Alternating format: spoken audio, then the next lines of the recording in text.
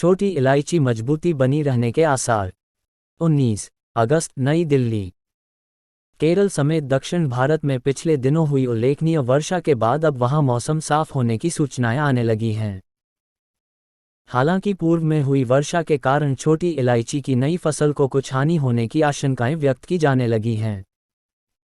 इसके फलस्वरूप आगामी दिनों में छोटी इलायची मजबूत ही बनी रहने के आसार हैं।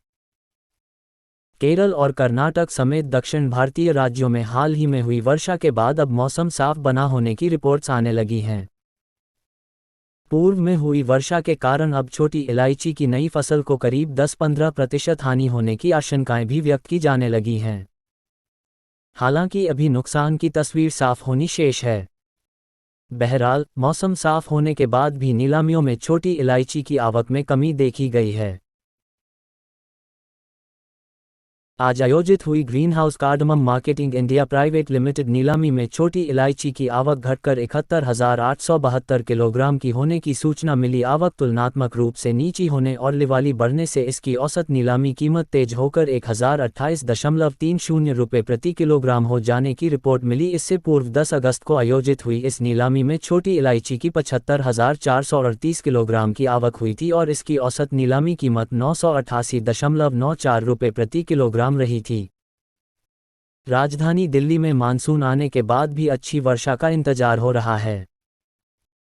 कंटेनर्स का अभाव बना होने तथा समुद्री ढुलाई लागत आसमान पर होने के कारण निर्यात प्रभावित होने की आशंका भी बनी हुई है। राजधानी स्थित थोक किराना बाजार में लिवाली बढ़ने से छोटी इलायची 7.5 mm बीते कुछ दिनों से 1150 से 1200 रुपये प्रति किलोग्राम के स्तर पर स्थिर बनी हुई है।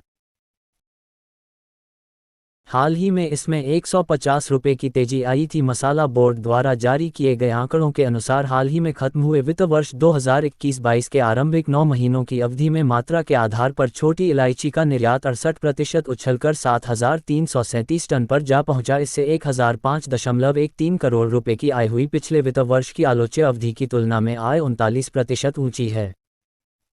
आने वाले दिनों में हाजिर में छोटी इलायची मजबूती ही बनी रहने की उम्मीद है।